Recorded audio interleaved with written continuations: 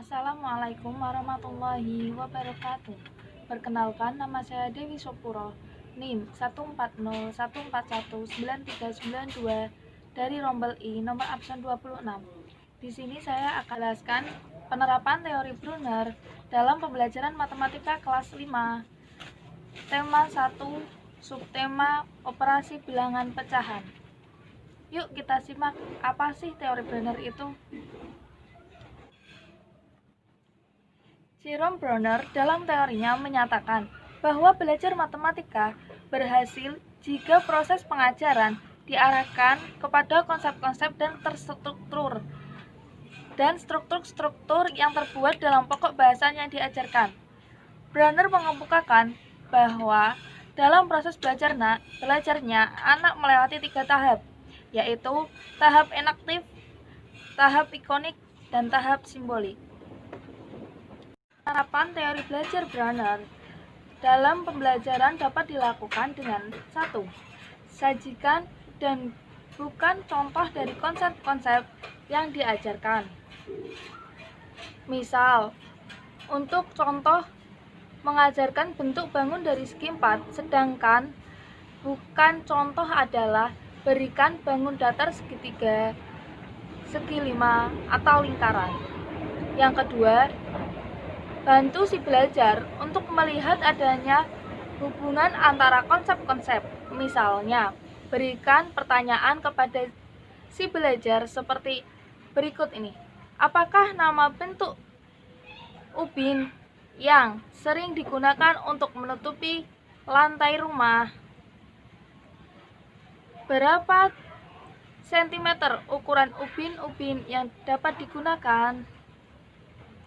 Yang ketiga, berikan satu pertanyaan dan biarkan siswa untuk mencari jawabannya sendiri. Misalnya, jelaskan ciri-ciri dari bangun ubin tersebut.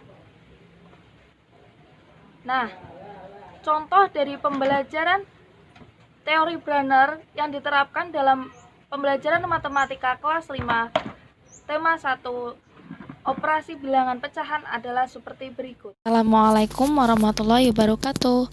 Apa kabar anak-anakku semua? Hari ini kita akan menerapkan teori Brunner dalam pembelajaran matematika kelas 5, operasi pecahan dengan penyebut berbeda. Yuk kita simak videonya. Pertama, kita akan membuat 2 gambar. Yang pertama, 3 bagian dengan satu diarsir menggunakan spidol yang berbeda. Satu yang diarsir ini kita sebut dengan bagian 1/3. Dan yang kedua, 4 bagian dengan satu yang diarsir kita sebut dengan 1/4.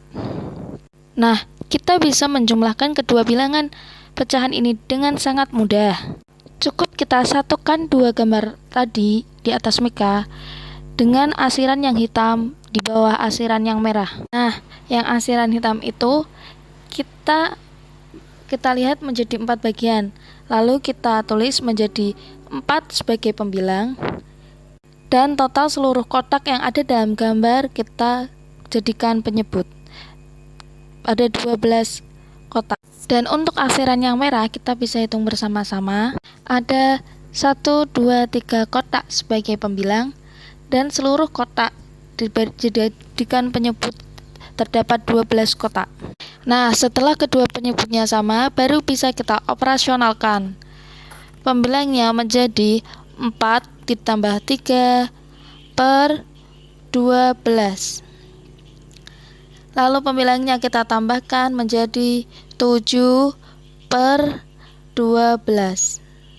Jadi 1/3 tambah 1/4 menjadi 7 sama dengan 7/12.